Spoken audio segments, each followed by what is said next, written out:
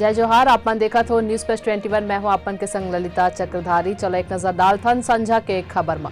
झारखंड के कोडरमा में नाव पलटे से एक ही परिवार के 8 लोगों के डूबे से हुई मौत। तमिलनाडु में हिंसा के बाद कल्लाकुरिची और चिन्ना सेलम में धारा 144 लागू करे गई। पुलवामा में आतंकी के हमला में सीआरपीएफ के एक जवान हुए शहीद। अग्निपथ योजना के तहत अब तक मिली 7.5 लाख आवेदन। कोरोना वैक्सीनेशन में भारत हमारी डबल सेंचुरी लगी 200 करोड़ डोज। पीएम मोदी हदीस बधाई।